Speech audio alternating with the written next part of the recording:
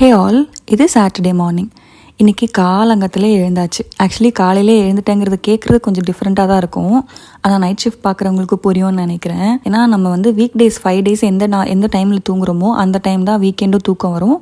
அந்த டைம் தான் எழுந்துக்கவும் வந்து கரெக்டாக இருக்கும் நமக்கு. ஆனால் வீட்டில் இருக்கிறவங்களாம் என்ன சொல்லுவாங்கன்னா, இன்றைக்கி லீவு தானே, சீக்கிரம் தூங்கி சீக்கிரம் எழுந்துக்கலாம்ல அப்படிலாம் கேட்பாங்க. பட் அது பாசிபிளே கிடையாது. ஏன்னா 5 நாளும் என்ன பழக்கியிருக்கோமோ அதே தான் வந்து 6வது நாளும் பழகும். ஸோ எனக்குமே அப்படி தான். வீக்கெண்டில் வந்து சீக்கிரமாக தூங்கணும்னு நினச்சாலும் தூக்கம் வராது. ஸோ இன்றைக்கும் வந்து காலையில் சீக்கிரமாக எழுந்ததுனால ரொம்ப ட்ரௌசியாக ஒரு மாதிரி இருந்துச்சு.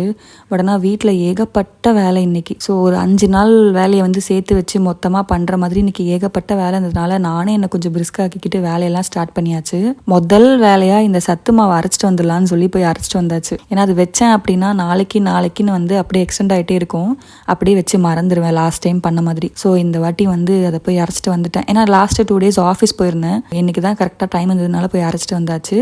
அப்புறம் இந்த பெட் கவரையும் ரொம்ப நாள் மாற்றணும்னு நினச்சிட்டேன். அதுவும் ஸ்கிப் ஆகிட்டே இருந்துச்சு நாளைக்குன்னு. அதையும் இன்னைக்கு ஒரு வழியாக முடிச்சாச்சு. போடும்போது பயந்துட்டே தான் இருந்தேன் ஒயிட் போடுறமேனு. சரி வாங்கிட்டோம், போடுறதுக்கு என்னன்னு போட்டாச்சு. அதுக்கப்புறம் திரும்ப வீட்டு வேலையெல்லாம் ஸ்டார்ட் பண்ணியாச்சு. கொஞ்சமாக எல்லா வேலையும் முடிச்சுட்டு கிச்சன் பக்கம் வந்த உடனே இந்த கிச்சன் வந்து இந்த டேபிள் டாப்பை க்ளீன் பண்ணுற பிளான் என் லிஸ்ட்லேயே கிடையாது. ஆனால் இந்த எண்ணெய் வைக்கிற அந்த டப்பு வந்துட்டு கொஞ்சம் ஒரு மாதிரி க்ரீஸியாக ஒரு மாதிரி ஆயிலியாக இருந்த மாதிரி இருந்துச்சு.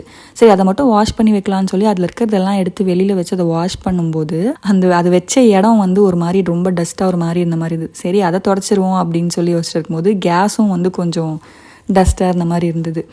அதை துடைக்கலான்னு சொல்லி நகர்த்தி பார்த்தா இந்த பால் டீ இதெல்லாம் பொங்குனதெல்லாம் வந்து கீழே வந்து ஒரு மாதிரி அப்படியே கரை பிடிச்சி போயிருந்தது. என்னடா அது லிஸ்ட்டு போயிட்டே இருக்குதுன்னு சொல்லிட்டு ஒன்று ஒன்றா க்ளீன் பண்ணிகிட்டு இருந்தேன். சரின்னு சொல்லி பண்ணுறோம் மொத்தமாக பண்ணி விட்டுருவோன்னு எல்லாத்தையும் எடுத்து தள்ளி ஃபுல்லாக சோப்பெல்லாம் போட்டு வாஷ் பண்ணி விட்டாச்சு.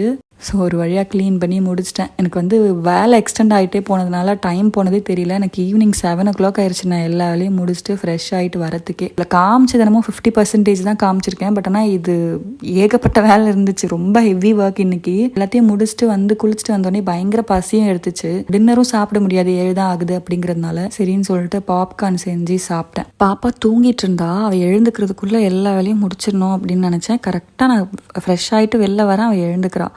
ஸோ 7 மணி ஆயிடுச்சு. அதனால் இன்றைக்கி வந்து ரெஸ்ட்டுங்கிற பேச்சுக்கே இடம் இல்லை. ஃபுல் ஒர்க்கு தான் போச்சு. ஸோ என்னோடய சாட்டர்டே இப்படி தான் போச்சு. உங்கள் சாட்டர்டே எப்படி போச்சுன்னு மறக்காமல் கமெண்ட்ஸில் சொல்லுங்கள். இன்னொரு வீடியோவில் மீட் பண்ணலாம். பாய்.